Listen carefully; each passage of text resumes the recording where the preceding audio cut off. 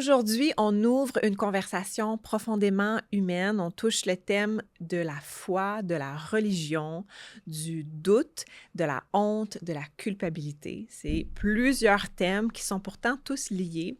On accueille Rebecca Gauthier, qui est infirmière clinicienne, mais qui est également éthicienne, donc spécialiste en éthique. Rebecca a été dans la presse suite à un article qui est sorti sur un processus de déconversion, donc quitter des mouvements religieux. Rebecca, c'est une personne que je connais depuis, my God, 20 ans, je pense. On est issus du même milieu et elle partage son témoignage personnel, ce qui est quand même rare sur notre podcast, de parler de l'expérience unique et subjective de la personne, mais c'est parce qu'elle a croisé ça avec toutes ses études, toutes ses connaissances en éthique et ça nous apporte vraiment un épisode très, très riche, très, très humain, avec beaucoup d'humilité, beaucoup d'empathie, beaucoup de compassion. Rebecca va s'interroger à savoir qu'est-ce qui fait qu'on garde certaines croyances, certaines valeurs de notre milieu familial, puis est-ce que ça pourrait pas être pertinent à un moment dans sa vie de les remettre en question, de se dire, dans son processus de développement personnel, de croissance en tant qu'humain, qu'est-ce qui m'appartient? Qu'est-ce que moi, je veux faire de ma vie? Donc, c'est sûr que là, elle a basé ça sur son expérience religieuse. Elle était dans des communautés évangéliques protestantes et on a vraiment la lumière sur son processus bien à elle, qui est unique, mais je pense qu'il pourrait toucher plusieurs personnes, qu'on soit religieux ou pas. Bon épisode. Bienvenue au podcast Créer, grandir, soigner. Un espace pour s'inspirer, grandir et se transformer. Je crois que la plus grande forme de liberté réside dans la conscience. Conscience de son monde intérieur, de son pouvoir créateur et de guérison. Ce podcast s'adresse aux esprits avant-gardistes, aux curieux et à tous ceux qui cherchent à créer une vie alignée et pleine de sens. Bienvenue à notre podcast. Salut Rebecca! Salut! Rebecca Gauthier. Oui. Merci d'être là. Ça fait plaisir. Infirmière clinicienne, mais aussi éthicienne, donc spécialiste de l'éthique. Oui. La raison pour laquelle on a aujourd'hui la chance de t'avoir sur notre podcast, c'est parce qu'il y a un article qui est sorti dans la presse, qui a été écrit par Fanny Arcan, qui a été publié, qui explore le parcours de femmes qui ont quitté des milieux religieux stricts. Et tu étais l'une des 3 femmes qui a été interviewée. Oui. Donc, merci pour ce partage que tu as eu avec Fanny. C'est une belle expérience, puis Ouais. je suis contente que ça m'amène ici pour pousser la conversation plus loin. Est-ce que tu veux nous expliquer un peu comment Fanny t'a approché, pourquoi tu as participé à ce reportage-là? Oui, en fait, ça part d'un premier reportage qu'elle a fait à l'été sur les tradwives. Puis j'ai écrit, tu sais, tu peux écrire aux journalistes à travers le journal, fait que j'ai écrit à Fanny Arcan en réponse à cet article-là. Puis je me souviens même pas ce que j'ai écrit, mais elle a aimé ce qu'elle a lu, donc elle m'a appelé. Elle m'a réécrit, on s'est parlé au téléphone, puis elle m'a parlé qu'elle avait un projet d'article. Tu sais, elle savait pas exactement où et comment ça allait s'enligner, mais elle demandait si j'étais intéressée. J'ai dit oui. Puis là, ben, de fil en aiguille, on s'est rencontrés en décembre pour parler de tout ça, là. Puis l'article est sorti le 15 mars. Donc, c'est une série de 3 articles. Il y a une femme qui était dans la communauté juive orthodoxe, une femme dans la communauté musulmane, et toi qui étais dans la communauté dans ton enfance, en fait, à l'époque, chrétienne évangélique. Oui. Puis, tu parles d'un phénomène, d'un processus qu'on appelle la déconversion religieuse. Est-ce que tu veux nous en parler un petit peu? Oui, bien, j'aimerais qu'on s'entende sur le mot déconversion. Oui. Parce que j'ai l'impression qu'on pourrait utiliser d'autres mots durant notre conversation, puis je vais être sûre qu'on parle la même chose. Tu sais, dans la déconversion, c'est de la reconversion, en fait. Tu sais, dans la conversion, c'est que tu changes les modes de pensée, tu adhères à des nouvelles manières de penser. Ça, c'est la conversion. Fait que quelqu'un qui ne serait pas religieux devient religieux, va se convertir à la religion. Au code de la religion. Oui, exactement. Fait que c'est des manières de penser, de s'habiller, ça peut être des langages. On n'utilisera plus des mauvais mots, des choses comme ça. Puis dans la déconversion, puis c'est là que des fois je me dis, ben on peut pas revenir en arrière dans une conversion parce que l'expérience qu'on vit lors de notre conversion, ben elle est un peu irréversible. Il y a des choses qui peuvent être changées, mais on est changé pour toujours par rapport à cette expérience-là. On se construit autour de ça, veut pas. Oui, exactement. Fait que, tu sais, le mot déconversion, je me dis, ben c'est-tu en fait une nouvelle conversion plutôt qu'une déconversion? Fait qu'on se reconvertit ou on se convertit à des nouveaux modes de pensée qui correspondent plus à nos valeurs, versus une déconstruction où là, ben on défait un peu, tu sais, on prend le temps de garder ce qu'on veut garder et de ben dire ça, je veux pas le garder, par exemple. Tu sais, je veux pas garder des modes de pensée qui sont plutôt stricts ou rigides sur des rôles, sur des manières de s'habiller, sur des comportements qui sont péchés ou pas. Ouais, fait que la déconversion, je le vois peut-être comme une reconversion à des nouvelles modes de pensée plutôt que de la déconversion qui... C'est de la philosophie, là, peut-être. Mais ça fait du sens, surtout dans un contexte où, comme tu l'expliques dans l'article, en plus, toi, t'es né dans une famille chrétienne évangélique, fait que tu t'es jamais converti, en fait. Exactement. C'était juste ton mode d'éducation. Ouais. Puis rendu à l'adulte, ben, tu as dû choisir un nouveau chemin, finalement. Exactement. Là. Fait que moi, je me suis convertie à autre chose, ça. dans le fond. Parce que, ben, c'est ça, j'ai grandi dans cette mode de pensée-là. Puis je pense qu'il y a des gens qui vont se convertir à des religions comme le christianisme ou autre, mais il y en a que, comme tu grandis dans ça, ben toi, tu n'as jamais fait ce processus de conversion-là. Ouais. Fait que, est-ce que c'est vraiment de la déconversion ou c'est simplement une conversion vers quelque chose qui fit plus avec ta personnalité, tes valeurs fondamentales et ce que tu juges être important dans le monde, là? Oui. Est-ce que tu veux nous parler un petit peu de ta famille? Oui, mais j'ai une grande famille en région. Moi, quand je suis née, mes parents étaient déjà dans la religion. Puis je pense que toutes mes sœurs, là, ma grande sœur, là, je pense qu'elle est née puis venait de se convertir. À l'époque, je pense pas que ça avait un nom, là. Je pense pas que c'était évangélique. C'était comme protestant, là. C'était nouveau. Et ce que j'ai lu là, plus récemment, en fait, c'est que quand le catholicisme tombait au Québec, les Américains ont envoyé des missionnaires. Fait que, tu sais, les Mormons, il y en a au Canada maintenant, les baptistes, les témoins de Jéhovah. Fait qu'ils ont envoyé des missionnaires sauver les pauvres Québécois. Oui, qui n'avaient plus de religion. Qui n'avaient plus de religion. Et le protestantisme, ça en est une de ces religions-là. Fait que, il y a les baptistes, il y a les évangéliques, là, il y a comme plein de branches. Puis ça se faisait dans des maisons. Fait qu'il y avait des gens qui étaient accueillis dans des maisons. Puis là, ben, les gens, c'était du bouche à oreille. Fait que là, t'allais dans une maison, puis il y avait quelqu'un qui te partageait son expérience de vie, tout ça. Puis c'est comme ça qu'il y a beaucoup de gens qui se sont convertis au protestantisme et à d'autres formes là, de Oui, ça répondait à un besoin de communauté, de spiritualité peut-être, d'avoir un cadre religieux. Exactement. Puis, tu sais, j'ai l'impression que la religion au Québec a quand même... Tu sais, il y a une coupure quand même assez drastique là, avec le catholicisme parce que, ben, pour plusieurs raisons là, que j'ai pas explorées. Puis ça laisse quand même un vide au niveau spirituel. Ouais. Puis on a tous besoin de spiritualité. Je crois que c'est quand même fondamental à notre existence.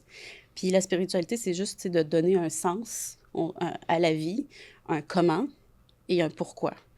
Des fois, la question pourquoi est anxiogène plus qu'autre chose, là, parce que pourquoi j'existe, là, on peut tomber dans une espèce de désespoir, impuissance.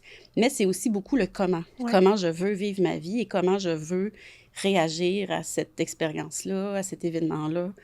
Fait que ça, c'est vraiment la spiritualité. Mais quand on a grandi dans des schèmes religieux, où là, on t'a toujours fourni un comment et un pourquoi. On se fait dicter des règles à suivre pour avoir tout d'un coup. Ouais. Si j'adhère plus à ça, c'est quoi le pourquoi et c'est quoi le comment? Puis j'ai l'impression que quand la coupure est drastique, ça crée une espèce de vide identitaire là, immense. Puis dans les années 80, je pense que c'est un peu ce qui s'est passé, là. Ouais. Fait que, tu sais, c'est pas tout mauvais, ça a vraiment répondu à un besoin, là.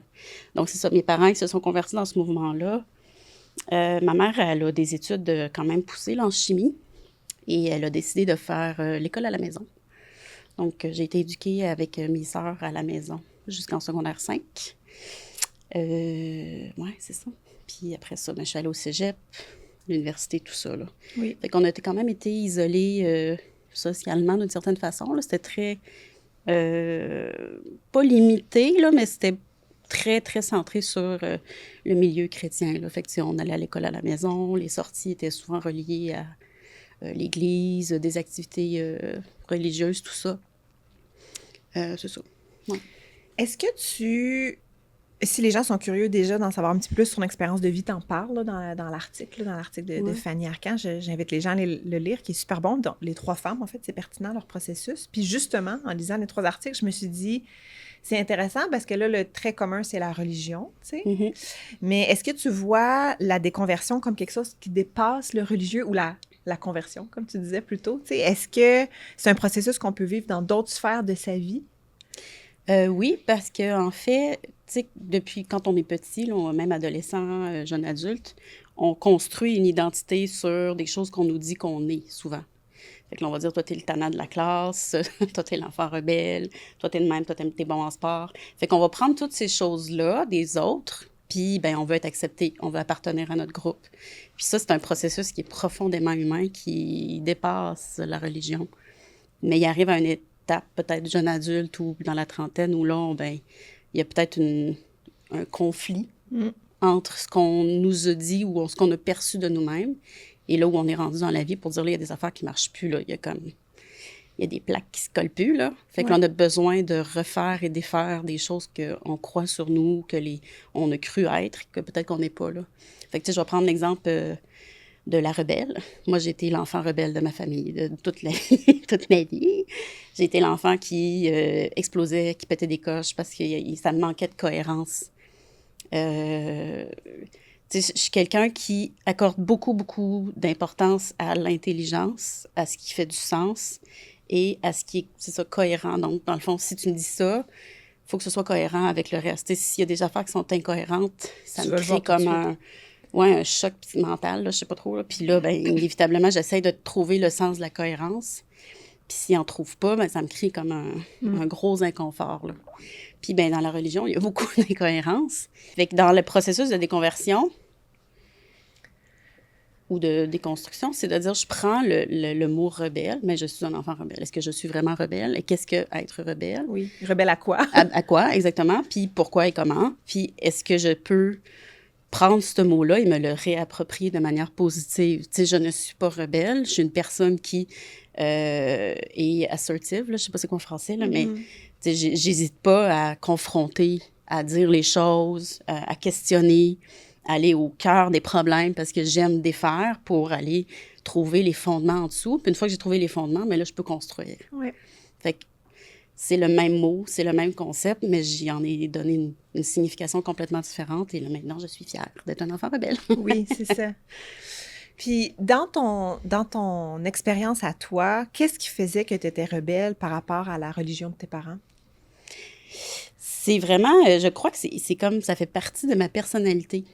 Puis je pense que c'est quelque chose qui est associé à la manière que je réfléchis. Là. Je construis des structures dans ma tête. Fait que je suis une personne qui construit des arborescences.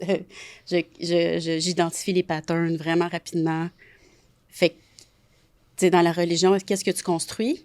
C'est très difficile de construire des choses qui sont fermes et cohérentes, comme je disais, parce que il y a beaucoup, beaucoup d'incohérences. Puis là, on dit Dieu est amour, c'est inconditionnel, tout ça, mais là, il faut que tu fasses ci, il faut que tu fasses ça, il faut que tu fasses ça. Mais ça marche pas. C'est inconditionnel ou ça ne l'est pas? C'est quoi, là? Fait que c'est toujours ces espèces de tensions, là, d'espèces de conflits mental ou moral, là. Ben, ça marche pas, là. Puis toi, tu les nommais. Oui, fait que j'essayais de créer du sens. Puis, tu sais, probablement, je me souviens pas de la manière, là, tu sais, j'étais enfant. Mais je me souviens que c'est ces espèces d'incohérences-là, là, tu sais, la tension, là, ça fait que ça crée un sentiment d'injustice parce que là, je peux pas m'exprimer, puis là, tu peux pas t'exprimer parce que tu n'as peut-être pas les mots, parce que tu es un enfant. Ouais. Fait que, tu sais, il y a beaucoup de couches là, que je suis capable de voir qui amenaient cette espèce d'étiquette-là. Puis c'est intéressant parce que tu nommais que tu étais une enfant qui faisait des colères puis qui pétait des coches et tout. Puis moi, c'est une émotion que j'aime beaucoup aborder en suivi, la colère, parce que je la trouve très puissante. Tu sais. Une chance que les femmes ont été en colère à la fin du 19e siècle, sinon on n'aurait pas de compte chèque, toi puis moi. Oui, exactement. Une chance que les communautés noires ont été vraiment en colère parce que sinon, tabarouette, tu prendrais pas le bus. Oui, exactement. Fait que je trouve que c'est protecteur. Puis souvent, un enfant en colère, c'est qu'il y a de quoi qu'il ressent, tu sais, dans sa petitesse, mais sa grandeur d'âme, comme il capte quelque chose dans son environnement qui est dangereux, tu sais. Oui, qui ne fonctionne pas. Mais c'est c'est la première émotion que j'ai abordée en thérapie. Puis dans mes études en éthique, j'ai fait un travail entier sur une session sur est-ce que la colère est une émotion éthique? Puis c'était de répondre un peu à ma propre colère, d'essayer de la décortiquer pour dire c'est quoi, en fait. Puis, si je me permets un petit peu, c'est de dire je suis colère. C'est pas je vis de la colère. Donc, on te met tu es colérique, alors que c'est pas toi qui es colérique, c'est que tu vis de la colère. Donc, quand tu enlèves la colère de ton identité, tu peux regarder l'émotion ou la réaction puis de dire mais qu'est-ce qu'elle me dit, là? Ouais. Fait que ça a été la première étape de mon cours, c'était ça. Ouais. Puis c'était très libérateur. Ouais. J'ai envie de nommer que Rebecca et moi, on se connaît depuis plusieurs années. En fait, on vient du même milieu religieux, puis on s'est connus à travers ce milieu-là, que toutes les deux, on a quitté il y a plusieurs années.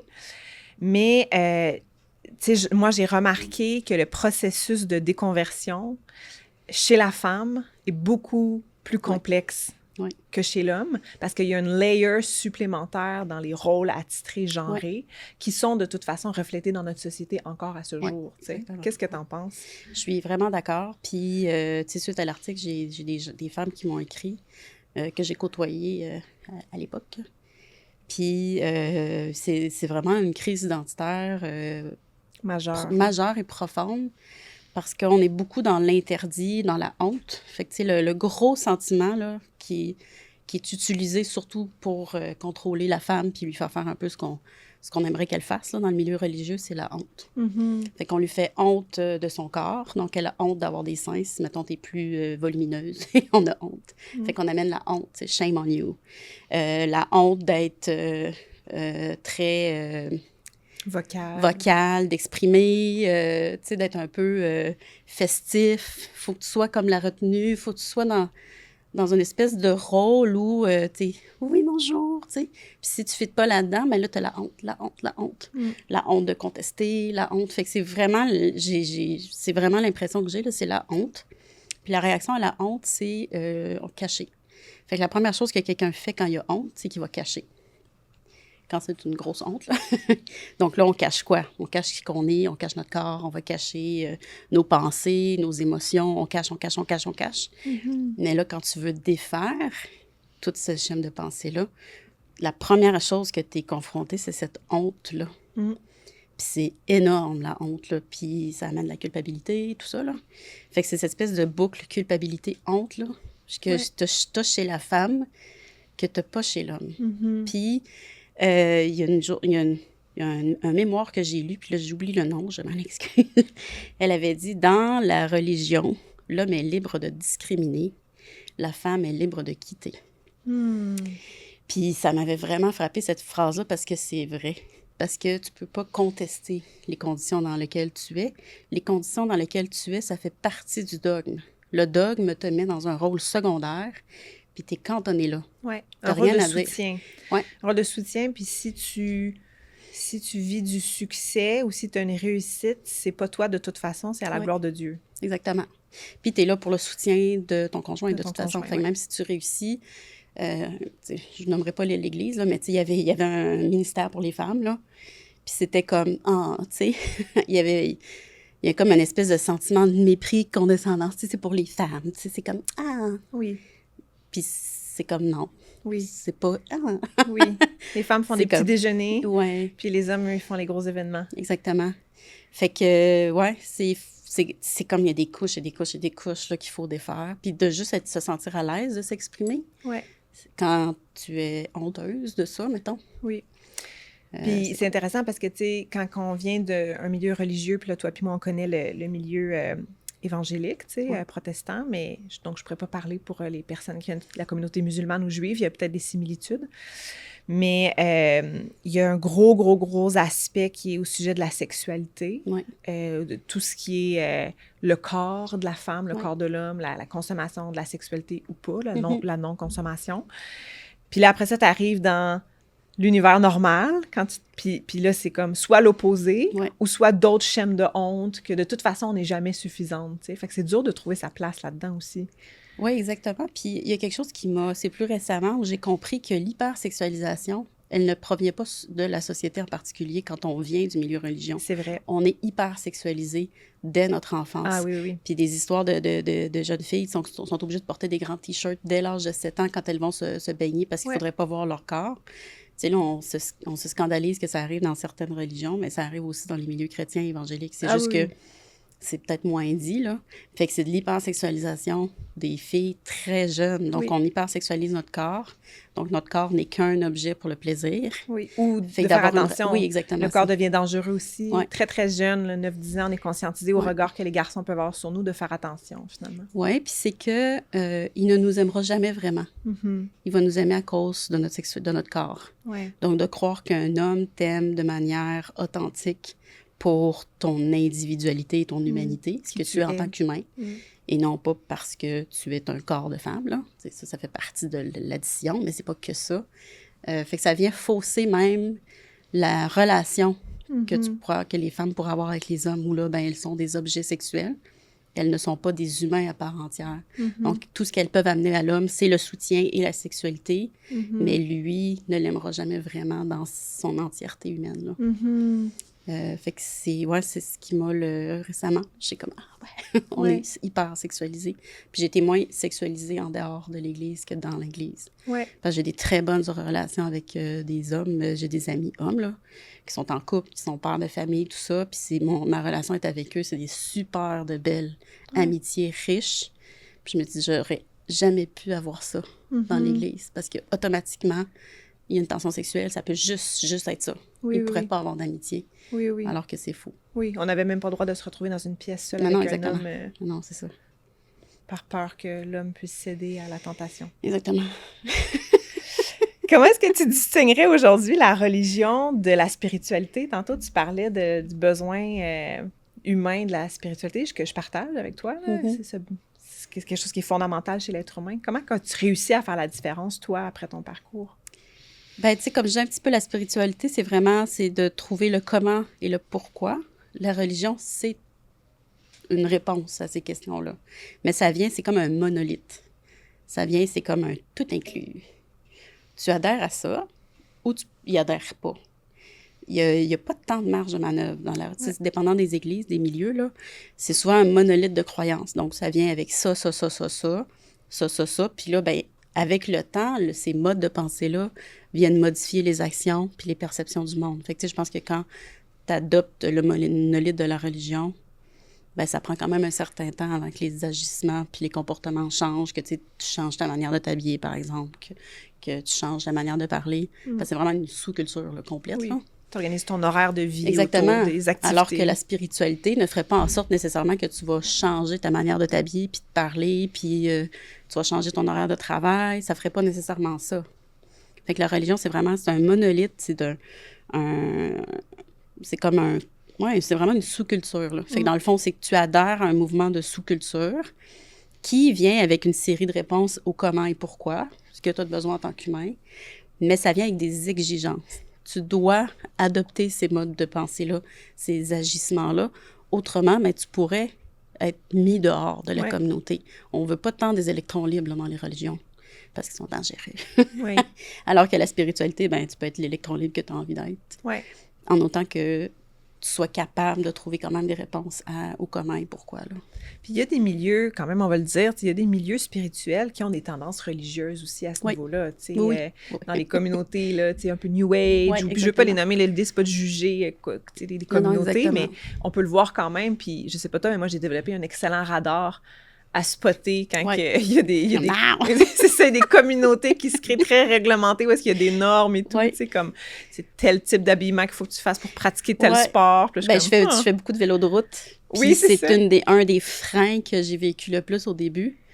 C'est quand tu fais du vélo de route, si tu veux aller faire du vélo avec tel groupe, ben, tu as l'impression qu'il faut que tu aies la paire de chaussettes, le casque de même, tu mets tes lunettes de même, tu aies telle marque de vêtements, sinon, ben, tu peux pas aller faire du vélo de route avec eux. Tu adoptais l'alimentation. Oui, exactement. Il faut vraiment que tu sois... Puis ils ont tous le même physique. J'ai pas le physique d'un cycliste. Ils sont tous comme... Moi, je veux faire de la bicyclette, c'est tout. Je vais juste... Puis là, ben finalement, tu finis par faire du vélo tout seul parce que tu as l'impression qu'il faut que tu répondes à ces exigences-là pour rentrer dans le groupe. Puis moi, je suis frileuse à ça. Fait que oui, ça sort de strictement le cadre religieux, croyance, là. Le monolithe, je pense qu'il existe ailleurs. Oui. Puis je pense que c'est ce sentiment ce besoin d'appartenir fort, de dire on est ensemble, la gang, le groupe. C'est comme un besoin humain. Oui, c'est ça, j'allais demander, tu sais, je serais curieuse de voir un peu dans ton... Je sais que tu as eu un grand processus de réflexion, puis t'es en paix, tu sais, t'as 2 belles filles maintenant, tu vis une vie, t'as des amis et tout, tu sais, t'es bien dans ta vie, tu sais. Dans ton processus de pensée, est-ce que tu as réussi à réconcilier qu'est-ce qui fait que les gens sont attirés, restent dans des communautés comme ça, mais qui seraient positifs? Ben c'est le, tu sais, it takes a village. Ça prend un village, Ouais. puis de pas se sentir seul. Mm-hmm. Je vais donner un exemple, là. Dans le quartier où je vis, bon, je vis avec mes 2 filles. Je suis arrivée il y a 5 ans dans ce quartier-là, à peu près, là. Puis il y a une des voisines qui m'a mis dans un chat de voisins, là. Fait que là, on est comme dans un échange de textos. Il y a comme 10 voisins, puis ça s'envoie plein de choses. Ça organise des barbecues, puis tout. Puis un soir où ma fille, elle se voit à son cours de violoncelle, elle me demande de revenir seule, puis là, elle arrive pas. Fait que là, je commence à être anxieuse, je prends mon vélo, puis je fais le chemin entre chez nous, puis l'endroit où elle a son cours, je la trouve pas. Fait que là, je me fais à faire les rues, puis je la trouve toujours pas. Puis là, c'est la panique parce que je suis tout seule. Ma plus jeune est tout seule à la maison, je l'ai sur FaceTime. Puis là, c'est la panique qui me prend, puis j'écris un texto au groupe voisin. Y a-tu genre quelqu'un qui est disponible juste pour venir marcher dans les rues avec moi? Il y a 3 personnes en l'espace de 30 secondes qui se sont mobilisées pour venir m'aider. Puis c'est là que j'ai compris que je ne suis pas seule. Puis quand on est dans le cadre religieux, on ne se sent pas seul comme ça. Ouais. C'est comme un peu malsain parce que tu n'existes pas dans cette communauté-là si tu n'adhères pas à l'ensemble des critères. Tu sais, quand j'ai quitté, la coupure a été drastique. Du jour au lendemain, tu te retrouves comme... Isolé, sans personne. Puis les gens qui t'écrivent, c'est souvent pour t'inviter à l'église. Ouais. Tu sais, ils t'écrivent pas parce qu'ils ont vraiment le souci de ton bien-être. Ils t'ont écrit, puis là, « Ah, mais dimanche, j'ai une prêche spéciale, est-ce que tu veux venir? » Fait que, tu sais, c'est même pas parce que tu te souciais de mon bien-être, c'est parce que tu voulais faire ta bonne action, là, ta bonne action de petit chrétien qui m'invite à l'église. Ouais. Alors que les voisins m'ont intégré comme... Gratuitement, sans aucune exigence. Je vous l'aurais dit récemment. Ça a été incroyable pour moi parce que j'ai eu l'impression de réappartenir à une communauté. Sauf que là, ben... Fait que j'ai l'impression que c'est ça qui fait que les gens vont rester. C'est que c'est quand même tissé, serré. On se sent pas seul. T'as besoin d'aide, là. Ils vont te cuisiner des repas, là. Tu sais, il va y avoir cette entraide sociale-là que quand tu quittes, c'est vraiment difficile à recréer. Vraiment difficile. Fait que, tu sais, je pense que ça peut être dissuasif pour certaines personnes de quitter juste parce que tu quittes cette espèce de... C'est un filet social, là, rendu là. Puis un filet social entier, tu sais, il y a des loisirs là-dedans, il y a de l'éducation, il y a de l'entraide, des sources financières, il y a des gens qui travaillent dans ce milieu-là, c'était le cas de tes parents notamment, tu sais, de gagner sa vie à travers l'Église, tu sais, pour certaines personnes, quitter ce milieu-là, puis ça a été mon cas à moi, c'est vraiment tout perdre. Là, oui, exactement, c'est tout perdre. Conjointe, les amis, c'est ça. Tu laisses tout derrière. Là, il y a quelque chose de très violent dans cette rupture. Oui, exactement, parce que tu n'adhères pas au monolithe, puis dans le fond, les électrons libres, ce qu'ils font, c'est qu'ils viennent défaire la symbiose. Avec Fernier Arcan, ce que j'ai parlé, j'ai dit c'est une pièce de théâtre. Dans le fond, tout le monde a un script, puis là, il faut que tu colles à ton script. On ne sait pas c'est qui le metteur en scène, on ne sait pas c'est qui a écrit le script, pas clair, mais il faut que tu tiennes ton script. Puis là, si tu arrêtes de tenir ton script, on te ramène à ton script. Puis là, si tu arrêtes, tu ne veux plus faire le script, ben là, on te met dehors de la pièce de théâtre. Ça, tu ne fais plus ton rôle. Tu as un rôle à jouer, puis là, ça ne marche plus. Oui, puis dans le fond, c'est qu'il ne faut pas que tu défasses cette espèce de pièce de théâtre-là. Fait que c'est pour ça que tu ne peux pas appartenir si tu n'adhères pas au script. Fait que tu peux pas... Oui, ça fait que c'est comme aller voir une pièce de théâtre, puis il y aurait un acteur qui serait un freebie, là, qui fait n'importe quoi, là. Puis là, tu sais, le script dont tu parles, bon, chez les chrétiens, ils vont dire qu'il se base sur le livre sacré qui est la Bible. Oui. Ceci dit, c'est propice à interprétation par communauté religieuse, par église et par individu, qui est un livre que je respecte beaucoup, mais j'ai aussi à la maison un Coran, là, c'est juste des livres intéressants socialement parlant, mettons. Mais c'est plein de croyances là-dedans qui nous ont été léguées, tu sais. Oui, transmis. Ouais. Tu sais, à quel point, selon toi, nos croyances sont héritées ou choisies? Ben, je pense que ça dépend vraiment de où tu as grandi, là. Ouais. Je pense que, tu sais, comme moi qui ai grandi vraiment là-dedans, ben, j'ai hérité dans le sens où ça a été transmis automatiquement.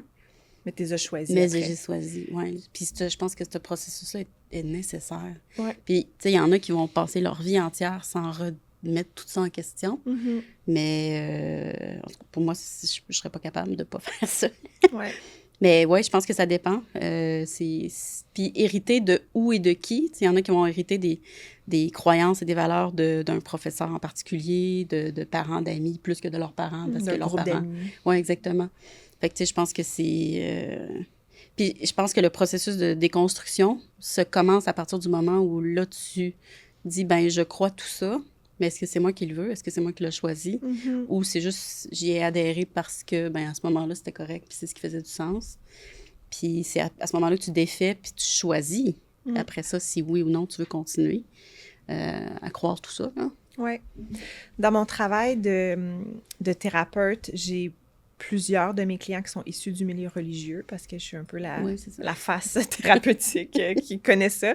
Puis je le comprends parce qu'ils n'ont pas d'éducation à faire pour leur thérapeute, tu sais. Ouais. Du vocabulaire, des codes sociaux Exactement. que moi, je les connais, tu sais. Ouais. Fait qu'ils n'ont pas besoin de justifier c'est quoi la jeunesse. Je sais c'est quoi la jeunesse. Je sais c'est quoi la louange. Tout ça. Je connais les archétypes. Je connais les archétypes et tout, tu sais. Fait que ça l'enlève une pression pour eux. Mais je remarque que le travail qu'on fait, qui est vraiment intéressant souvent, c'est de effectivement réévaluer les croyances, mais ça va beaucoup plus large que la spiritualité ou la religion. Mm-hmm. C'est aussi des croyances sur tout leur legs familial, tu sais, ça peut être parce que là, c'est les premiers entrepreneurs de la famille, par exemple. Ils sont nés dans un milieu où est-ce que l'entrepreneuriat n'est pas valorisé, ou les premiers qui ont un diplôme universitaire ou collégial, par exemple, qui n'ont pas d'enfants, n'importe quoi, qui vivent en ville ou, tu sais, qu'au contraire, ils vont s'isoler dans la nature, tu sais. Puis c'est souvent un processus qui est profondément transformateur au-delà de la religion, je trouve, tu sais. Oui, parce que dans le fond, tu sais,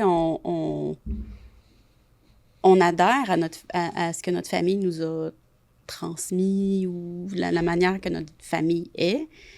Puis je pense qu'on a tous, ou plus ou moins, en tout cas, c'est mon expérience, là, un sentiment de loyauté envers la famille.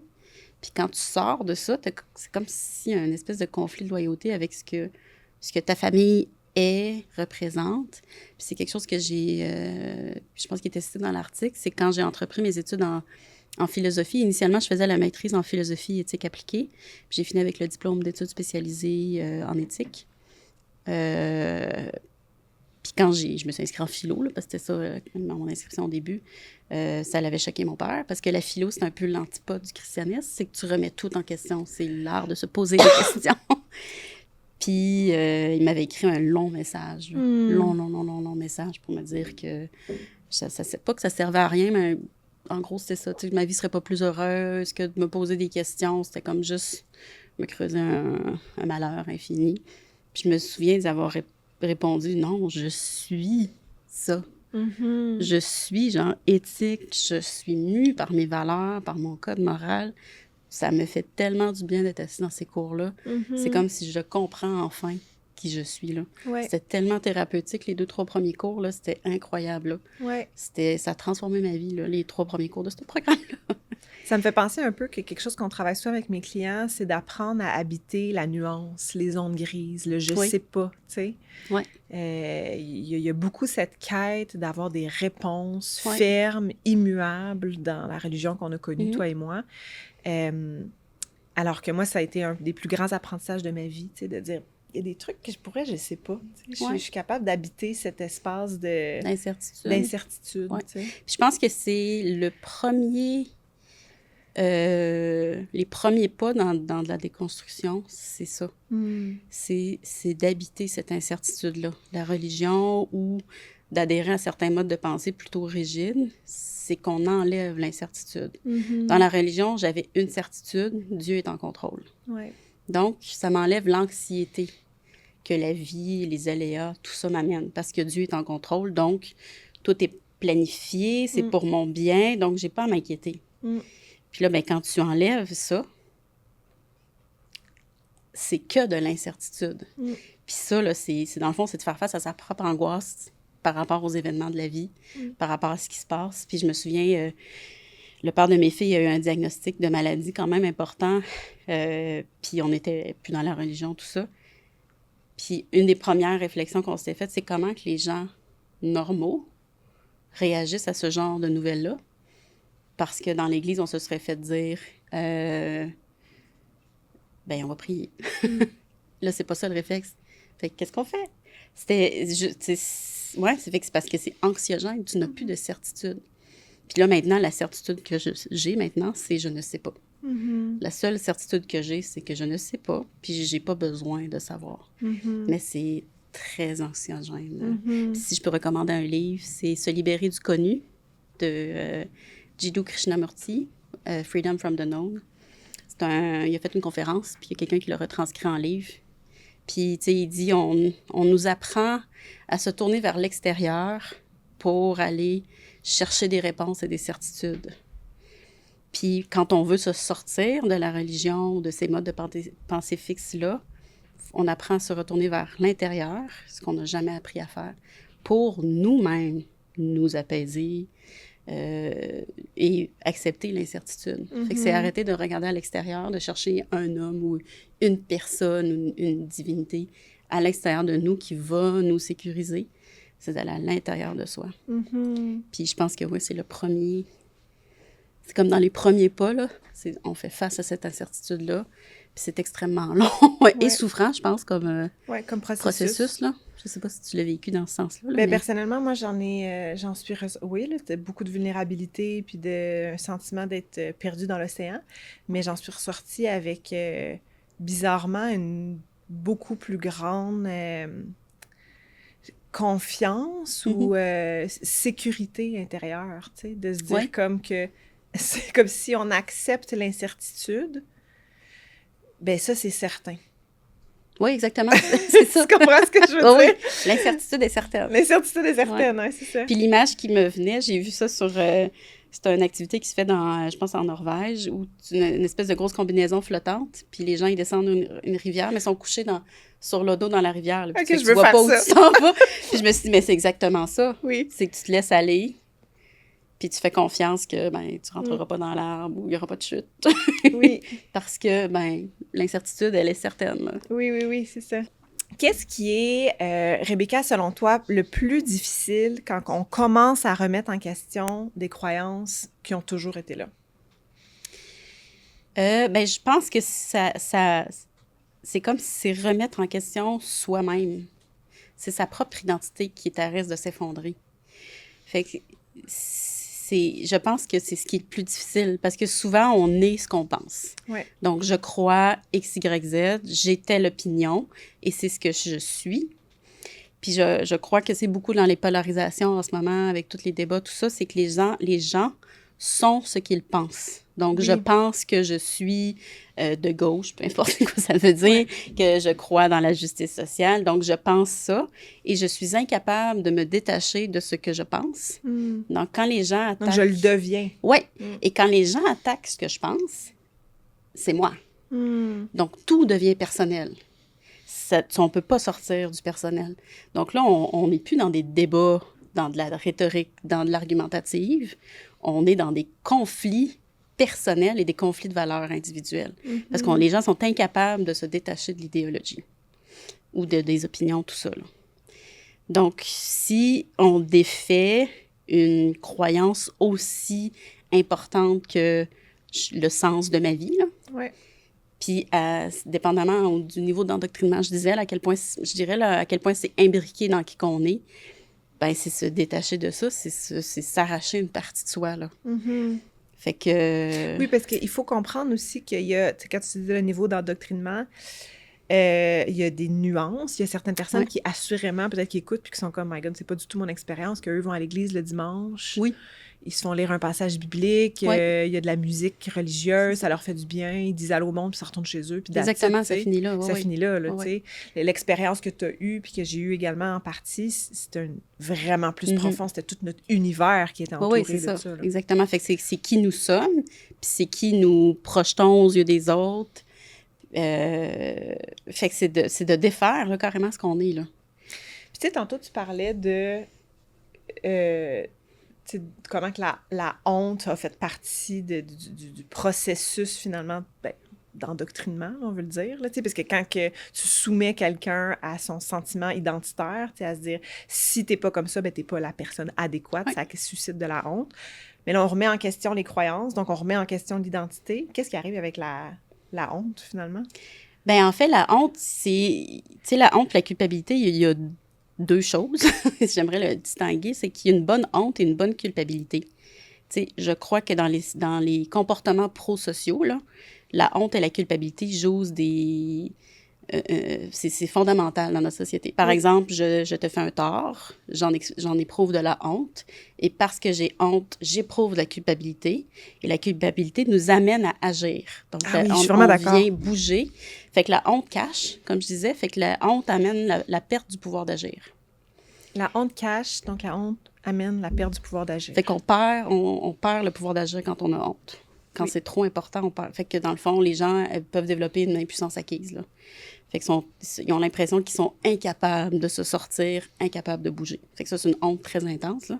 Puis la culpabilité, au contraire, vient stimuler le pouvoir d'agir parce qu'on cherche à réparer la cause, le tort qu'on a fait ou qu'on s'est fait dire qu'on avait fait, là, parce que c'est possible de venir manipuler le sentiment de culpabilité, là. Fait qu'il y a une bonne honte où j'éprouve de la honte parce que je t'ai fait du tort. Et là, ben parce que je me sens honteuse, je vis de la culpabilité. Et là, je vais réparer le tort que je t'ai fait pour réparer la relation et le sentiment de cohésion. Fait que socialement, ce mécanisme-là est pro-social.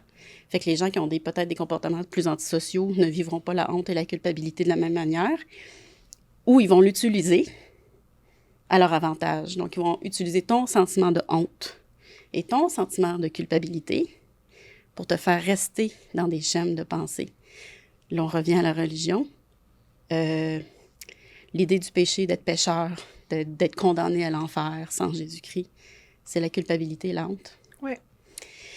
Fait que, tu sais, dans le fond, il faut venir presque défaire l'idée de l'enfer que ton péché. Puis après ça, qu'est-ce qu'un péché? Parce que, est-ce que c'est vraiment un péché? Est-ce que c'est vraiment ça? Fait que, tu sais, la honte, là, c'est dépendamment du niveau d'endoctrinement, là. Ouais. C'est ça. Fait que, tu sais, c'est quoi le schème de la honte puis de la culpabilité, puis à quel point qu'on l'a utilisé contre toi en tant qu'individu pour te garder dans le... J'appelle ça le joug, là, parce que c'est carrément ça, là, une espèce d'étau religieux. Puis c'est compliqué parce que là, ce que tu parles, c'est de redéfinir son sens moral. Oui. Mais on se fie à quoi?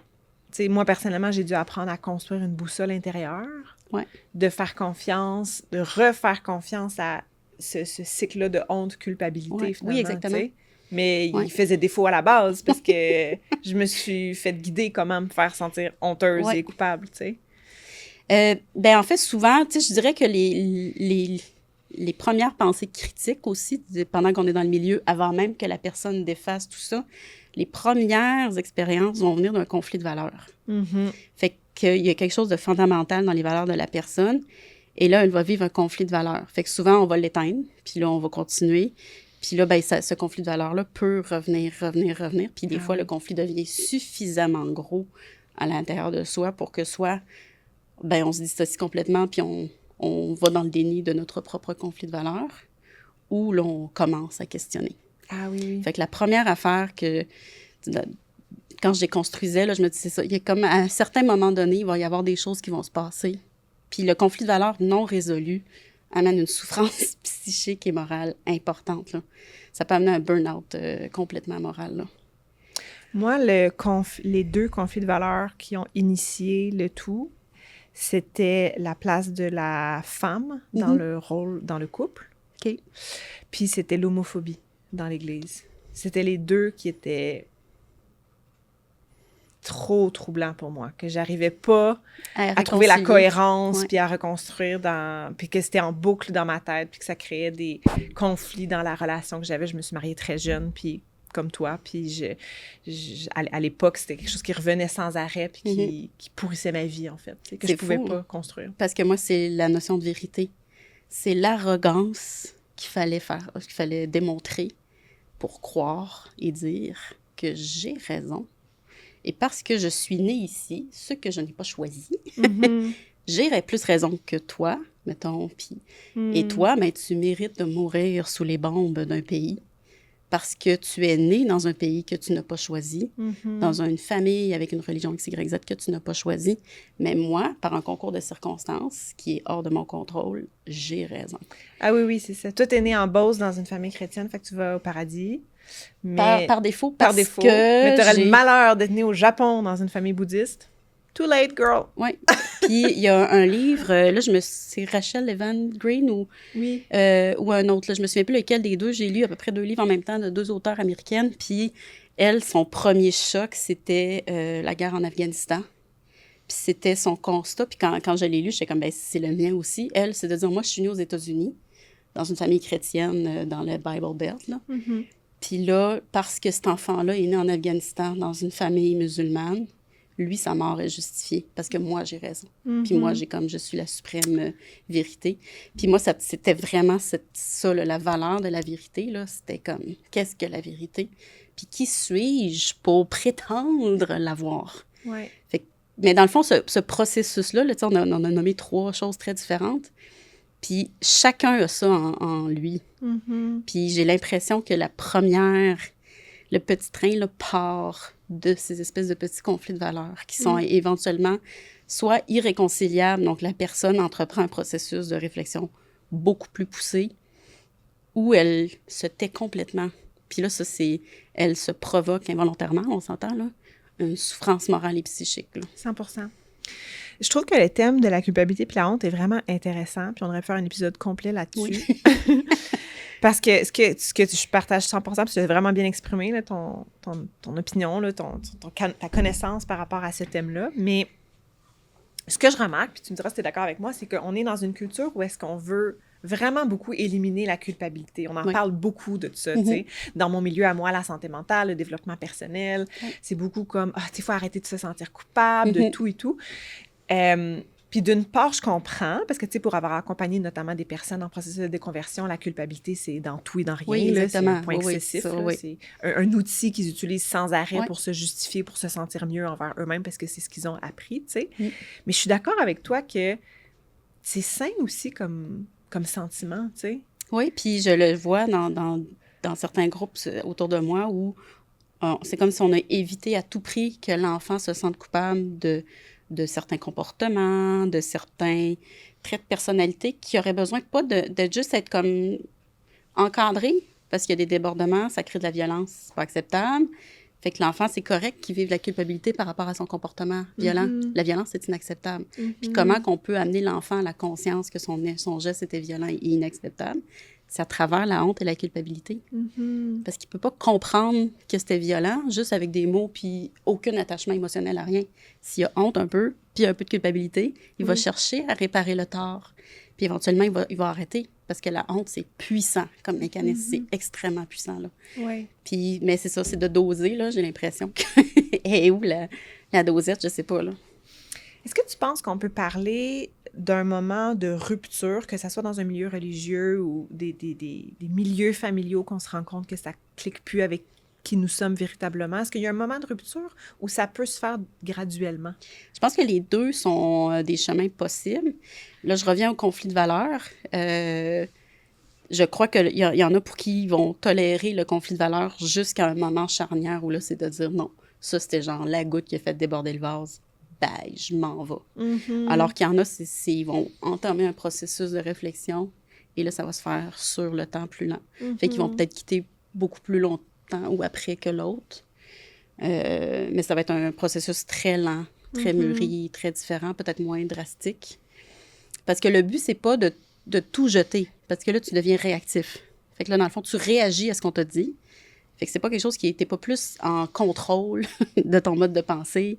T'es pas plus... c'est pas plus quelque chose sur lequel tu te tiens debout, là. C'est juste t'es en réaction. Fait que c'est comme... Tu t'en vas l'autre bord, mais c'est pas volontaire, t'es pas cohérent. Donc, idéalement, j'ai l'impression qu'il faut quand même se donner l'espace de déconstruire, puis de se poser des questions. Puis oui, si la coupure est drastique, on jette tout pendant un certain temps, mais il faut quand même se donner ce processus-là. De réflexion. De réflexion, puis de déconstruire, là. Ouais. Moi, je me rappelle un dimanche matin, j'étais à l'église avec ma meilleure amie, qui est toujours à ce jour ma meilleure amie. On est amies depuis qu'on a 8 ans. Puis, comme je te disais, moi, mon conflit de valeurs, c'était beaucoup la femme, la place de la femme, tu sais. Puis le pasteur faisait une série qu'il avait appelée Adam et Ève. Mm-hmm. Puis c'était une série sur l'homme et la femme, tu sais. Puis là, il est sur le stage à l'église, puis il y a comme un sac avec des objets. Puis là, il sort un pyjama de flanelle, là, genre une jaquette, là, tu sais. Pas très belle, là, genre avec la dentelle ici un peu quétaine, là, tu sais. Il sort ça, puis là, il dit... là, il sort plein de monde, puis là, tout le monde rit dans la salle, puis on est quoi? 700 personnes, peut-être? Ouais. Puis là, il dit... On peut-tu en parler de ça, les femmes? Est-ce que c'est ça qu'on veut donner à nos hommes? Là, j'ai regardé ma meilleure amie. Elle m'a regardée. J'ai dit, on va-tu bruncher? Elle dit, yep. On s'est levé. On était en plein milieu, le genre central, là, tu sais. Fait que là, tu te lèves. Puis tu sais, comme, excusez-moi, c'est comme une salle de spectacle, tu sais. Je m'en vais. Je ne suis jamais retournée. Ah, ça a été le dernier dimanche. Ça a été la goutte. Ouais. Tout le monde riait Tout le monde riait. J'étais comme, on rit de quoi? Exactement, oui. Du choix de pyjama d'une femme adulte? What the heck? Ouais. Je suis jamais retournée. Puis j'ai arrêté ça là. J'ai plus jamais écouté de louanges chrétiennes, j'ai plus jamais lu ma Bible. C'était fini, je suis jamais retournée. J'ai jamais remis les pieds dans une église. Puis ma meilleure amie aussi, elle a eu un processus de conversion. Ceci dit, elle, de temps en temps, elle va à l'église avec sa grand-mère. Elle est anglophone aussi. Okay. Elle lit sa Bible des fois les dimanches en écoutant de la louange. Ça lui fait du bien, tu sais. Puis pour elle, ça fait du sens pour elle. On a comme deux processus complètement différents. Ouais. Mais ça a été le même dimanche matin que les deux, on s'est regardés. Puis on était comme... La flanelle. Non. La flanelle, je la garde. S'il vous plaît. C'est confortable. Mais c'est beau parce que j'ai pas eu ce moment drastique-là. C'était quand... c'était à Noël, c'est ça. Ma mère, elle m'avait dit, j'étais enceinte de ma première, j'avais peut-être 3-4 mois, puis elle m'avait dit, il faut transmettre la foi à ta fille et tout. Non. J'ai pas dit à ma mère, là, à ce moment-là, mais à l'intérieur de moi, c'était comme non. Il y a beaucoup de personnes que c'est quand ils ont des enfants. Moi, je dis non, jamais je vais transmettre ça à ma fille, jamais. Puis je savais pas que c'est une fille, là, mais à ce moment-là, mais encore plus, une fois que j'ai su que c'est une fille, là. Puis c'était non, puis là, je me suis dit, bon, voyons, j'ai pas la foi. Parce que si je ne veux pas transmettre ça à mon enfant, c'est que j'y adhère pas pantoute. Fait que ça, c'était... Puis j'ai arrêté d'y aller, elle avait peut-être 2-3 ans. Je suis retournée à quelques reprises par la suite, puis c'était beaucoup la communauté. Tu sais, le fait que tu arrives, puis c'est comme tu fais partie de la communauté. J'étais très seule, là, beaucoup d'isolement. Puis je suis retournée, une fois que j'étais séparée, je suis retournée. Je n'étais même pas capable de... J'ai resté 10 minutes à l'extérieur de la salle, j'ai même pas été capable. J'avais une réaction physique, viscérale, de genre... comme, non. Oui. Puis capable, pantoute, never again.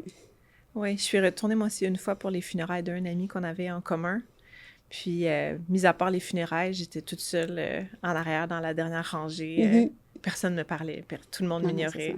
Parce que j'étais la personne qui avait quitté un dimanche matin devant tout le monde. T'étais la divorcente. Oui, c'est ça. Qu'est-ce que ça veut dire, selon toi, se reconstruire après avoir quitté un système de croyance? Tu sais, quand là, tu commences là, à ta nouvelle vie, mettons. Ben en fait, moi, je reviens aux valeurs parce que je crois que c'est le fil conducteur. Tu sais, c'est qu'est-ce qui fait que le matin, tu te lèves, comment tu consommes, comment tu achètes. Tout ça, c'est mu par la manière qu'on vit notre vie, puis ça, c'est nos valeurs. Fait que pour se reconstruire, en fait, faut comme se réapproprier les schèmes de valeurs. Puis souvent, le christianisme ou la religion, on avait des cohérences au niveau des valeurs sur plusieurs choses. Fait que pour se reconstruire, en fait, c'est de retrouver un sens à sa vie basé autour des valeurs qu'on trouve vraiment importantes. Moi, quand j'ai fait le processus, j'en ai identifié 5 que je trouvais que, si je regardais l'ensemble de ma vie là, consciente, là, jeune adulte, puis toute, même adolescente, qu'est-ce qui avait guidé mes décisions, la manière que je consomme, la manière que j'achète, la manière que j'interagis avec les gens, qu'est-ce qui est principalement important pour moi, puis je vais mettre du temps et de l'effort, naturellement, là, tu sais, que j'ai même pas besoin de me dire « Ah, bien ça, pour moi, c'est mes valeurs fondamentales. » Fait que je les ai nommées. J'y retourne une fois de temps en temps, parce que ça peut changer au fil du temps. Ouais. Puis je suis comme « Ah non, c'était encore là. » Fait que ma vie, je les ai comme, en les écrivant, c'est comme si j'ai trouvé les pierres sur lesquelles je me tiens debout. Puis, ben, ma vie, je la vis cohérente avec ça. C'est intéressant que tu nommes ça peut changer de temps en temps, parce que ce que j'entends, c'est que tu n'es pas passé d'un système strict à un autre strict. Non, exactement, oui. C'est que tu t'autorises la liberté puis de la flexibilité, finalement, dans ta façon d'expérimenter cette expérience humaine, tu sais. Puis c'est que, je pense que les 5 que j'identifie, c'est quand même des fondements importants. Puis tu sais, c'est peut-être un processus que chaque personne va vivre à son rythme, là.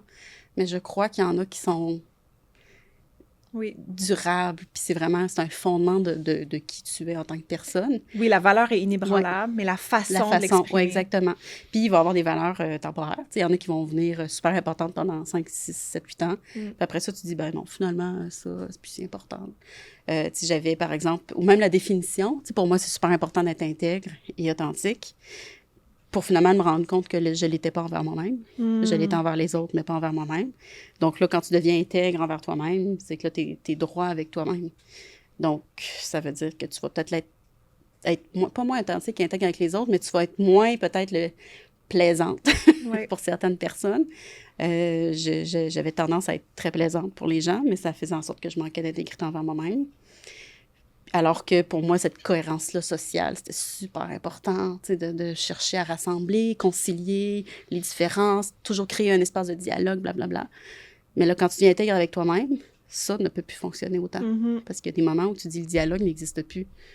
Parce que ça ne fonctionne pas. Donc, je suis intègre avec moi-même, je suis intègre avec la situation, je vois la situation. Donc, le dialogue, oui, mais pas à tout prix. Fait que c'est tous des petits changements que tu peux faire là, au niveau des valeurs. Ça prend énormément de conscience, là. Oui. Qu'est-ce que tu gardes de ton passé aujourd'hui, s'il y a lieu, là? Il y a quelque chose que j'ai... tu sais, là, je reviens à la communauté. Là. Ma mère, c'est quelqu'un, elle vient d'une grande famille. Là, il était 12 enfants, tout ça. Puis, ma mère, c'est une rassembleuse. Là. Il y a tout le temps eu ben du monde chez nous, les grandes tables avec les soupers, ben de la bouffe. Ça, ma mère, là, c'est comme... C'est vraiment important pour elle. Les parties. Ouais, les parties. Puis là, se rassembler, puis là, on mange. Puis ça, c'est quelque chose que j'avais mis de côté.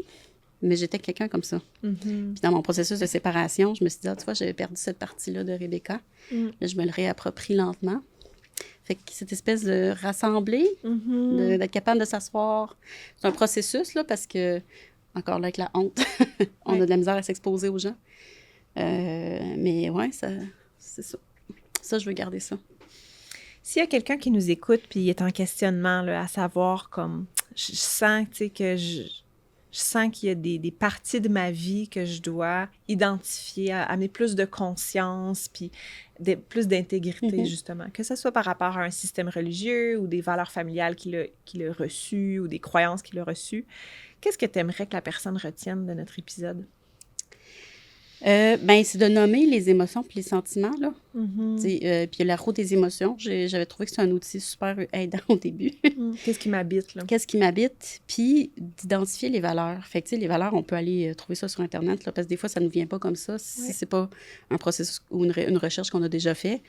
Fait que ce serait vraiment ça, d'identifier, mettons, de dire là, j'ai de la honte, culpabilité, de donner... Parce que, mettons, je vais donner un exemple, moi, je vivais beaucoup de colère, pour finalement me rendre compte que c'était pas de la colère toujours. J'étais impatiente. Mais tout ça était toujours de la colère. Là, non, je suis impatiente. Puis juste de nommer comment... non, je suis pas en colère. Là, tu viens de te désescalader tout seul. Puis tu viens de changer ta perception que tu es toujours en colère, par exemple.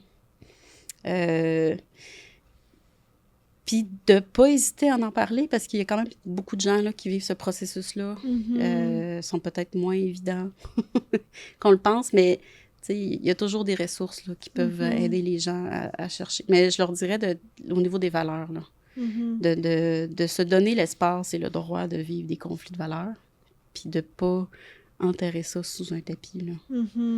Je ne sais pas si c'est suffisant. Là. C'est un bon début. Je pense que c'est un bon début, au moins pour commencer.